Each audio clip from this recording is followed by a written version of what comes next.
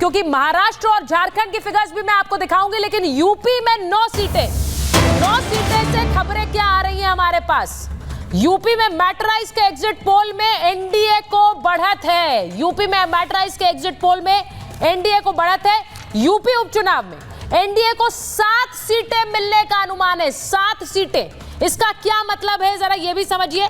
7 सीटें, 9 सीटों पर चुनाव हो रहे हैं। फूलपुर, मझावन, करहल, कटहरी, कुंदरकी, गाजियाबाद में खैर, मीरापुर और सिसमाऊ। अब ये सोचिए कि इनमें से 9 सीटें किन पर बीजेपी को बढ़त है। मैं आपको ये भी बताऊं, जो मैटराइज का पोल कह रहा है, मैटराइज का एग्जिट पोल, अब इस पर भरोसा करना है नहीं करना है ये आप देखिए। मैटराइज का एग्जिट पोल कह रहा है कि मझावन की सीट बीजेपी के पास जा रही है, कटहरी की सीट भी बीजेपी के पास जा रही है, वहीं खैर की सीट बीजेपी के पास जा रही है, ऐसी ये खबर आ रही है। अब एग्जिट पोल की मैं फिगर्स आपको बता रही हूं। ये महा एग्जिट पोल में अलग अलग पोल्स के अलग अलग पोलस्टर्स की हम आपको पोल्स दिखाएंगे। मैटराइज का मैंने आपको बताया यूपी उपचुनाव में। अब जरा मुझे बताइए के शर्मा जी, आपके चेहरे पर मुस्कान आ गई है, लेकिन मैं फिर आपसे मैंने पूछा इस पर भरोसा करेंगे कि नहीं करेंगे। 23 तारीख का इंतजार करेंगे।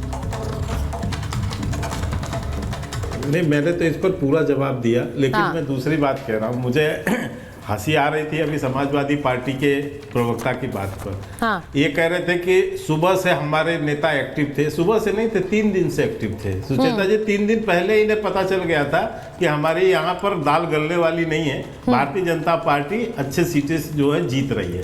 इसलिए वो पहले दिन से बुरका से लेके तमाम बहाने बनाना चालू है। मुझे आश्चर्य है, अभी ये बात कर रहे थे सुचेता जी, देश भर में कई राज्यों में चुनाव हो रहे हैं और कई राज्यों में भारतीय जनता पार्टी के शासित वाले कई राज्य हैं। छत्तीसगढ़ में चुनाव हो रहे हैं, भाजपा की सरकार है। मध्य प्रदेश में चुनाव हो रहे हैं, भाजपा की सरकार है। उत्तराखंड में चुनाव हो रहे हैं, भाजपा की सरकार है। राजस्थान में चुनाव हो रहे हैं, भाजपा की सरकार है।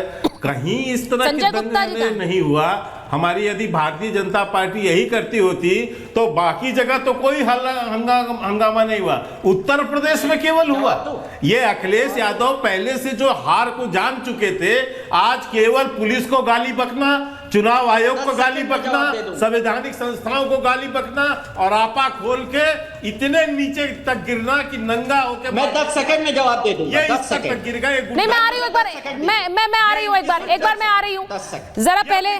नहीं, तारिक जी जरा इस पर जवाब दे दीजिए, क्योंकि वहां जो मैटराइज का एग्जिट पोल है उसमें 7 सीटों पर एनडीए को बढ़त दिख रही है, समाजवादी पार्टी 2 पर है। और मैं आपको वो भी बता देती हूँ, सीटें जो हैं, एक करहल की सीट है जो अखिलेश जी की ही सीट है, और वहीं सिसमाऊ की सीट है जिसपे भी 50-50 एज दिखा रहा है मैटराइज का पोल।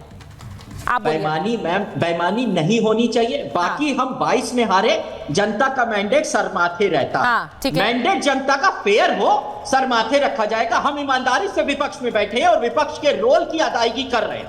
ये हमारा क्लियर स्टैंड है। हराए जनता उसको भी सर माथे रखती है।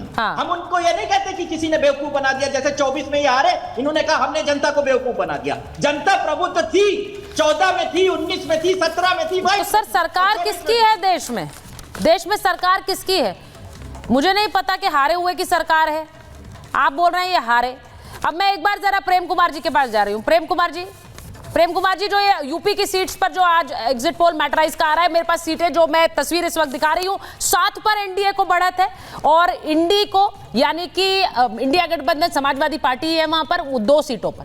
तो ये हमारे पास उत्तर प्रदेश के फिगर्स आ गए मैटराइज के पोल के। इस पर बोलेंगे कुछ?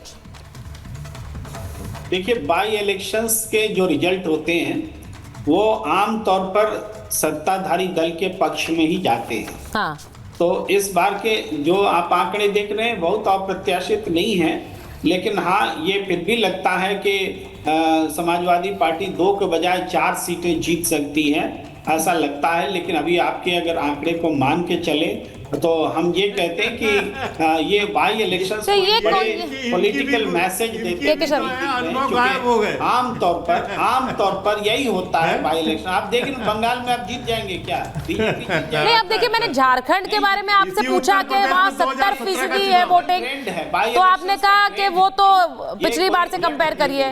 अब मैंने ये सीटें बताई हैं तो आप कह रहे हैं कि वो तो ट्रेंडी होता है, तो अगर ट्रेंडी ऐसा होता है कि वहां जाते तो फिर तो चुनाव में इतना खेला हुआ है, चुनाव में इतनी बयानबाजी हुई है, ये तो पहले से ही मानकर चलना चाहिए था कि बाईपोल वहां जाएंगे। अगर ये बात अगर कोई गलत बोले तथ्यात्मक रूप से तो बोले, लेकिन मैं तो कह रहा हूँ बाई इलेक्शन जितने भी आप निकाल कर देखिए आमतौर पर सरकार का फेवर करते हैं। तो जब कभी भी जैसे पिछले बार कभी हुआ था फूलपुर गोरखपुर जैसे जगहों पर लोकसभा सीटें बाई इलेक्शंस में उलट गया था उम्मीद से ज्यादा, तो देश का मुद्दा बना था। जब ऐसा कुछ होता है तो अनहोनी घटना मानी जाती है। जी ठीक है, आप बता रहे हैं ये पे, लेकिन महाराष्ट्र से जो खबर हमारे पास आ रही है वो भी जरा देख लीजिए। 288 ये पी मार्क का डेटा आपको बता रही हूं। अब मैंने मैटराइज का यूपी के लिए बताया, पी मार्क का डेटा देख लीजिए। 137 से 157 महायुति यानी कि एनडीए, महाअगाड़ी 126 से 146। अब ये फिगर्स जो पी मार्क दे रहा है महाराष्ट्र के लिए 288, अब इसमें तो खेल कहीं फंसता हुआ नजर आ रहा है। महायुति के लिए एकनाथ शिंदे, देवेंद्र फडणवीस बहुत सारी ताकत झोंकी है, 137 से 157, 137 से 157। और महाअगाड़ी के लिए, महाअगाड़ी के लिए 126 से 146, यानी इन दोनों नंबर्स के बीच कहीं भी नंबर हो सकता है। तो आप समझिए महाराष्ट्र में खेल फंस रहा है। अब ऐसा लग रहा है भाई के शर्मा जी, महाराष्ट्र में खेल फंस रहा है, ऐसा लग रहा है। पी मार्क का डेटा मैं बता रही हूं इस वक्त, वहां पर ऐसा लग रहा है क्लियर एज किसी को नहीं है। एकदम से कोई खेल नहीं फंस रहा है। हाँ। सुचेता जी, मैं बहुत आपको विश्वास के साथ कह सकता हूं, महाराष्ट्र में पूर्ण बहुमत की सरकार जो है भारतीय जनता पार्टी के गठबंधन की बनने जा रही है। ठीक है। और बहुत अच्छे मार्जिन से बनने जा रही है। इसमें भी हम जीत ही रहे हैं। लेकिन मैं फिर भी बता दे रहा हूं आपको कि वहां पर हम पूर्ण बहुमत के साथ, लेकिन मुझे भी प्रेम जी की बात का हंसी आया कि उन्होंने उत्तर प्रदेश के 7 सीटों के संदर्भ में वो एक बहाना वो भी बनाने लगे हैं। ऐसे कई उदाहरण हैं कि जहां सत्ताधारी दल रहे हैं उसके मुख्यमंत्री के कैंडिडेट चुनाव हार जाते हैं। आप तो दूसरे की बात की, हमने भोगा है उसको। दूसरी बात, कई बार अभी इसी उत्तर प्रदेश में चुनाव के बाद जो उपचुनाव हुए थे उसमें भारतीय जनता पार्टी चुनाव हारी थी। मैं एक बार बड़ी खबर इसी का ये बार-बार जो है, जो नंबर्स हमारे स्क्रीन पर है, चेतन एक बार फिर से चला दीजिए। महाराष्ट्र का ये सुविधा की राजनीति करने वाले लोग हैं। ठीक है, ये सुविधा के जासाद विश्लेषक हैं। महाराष्ट्र के जो आंकड़े हैं वो आपकी स्क्रीन पर है, पी मार्क के आंकड़े हैं। के शर्मा जी, मुझे जरा 1 मिनट आप बताना होगा क्योंकि ये बड़ी खबर है।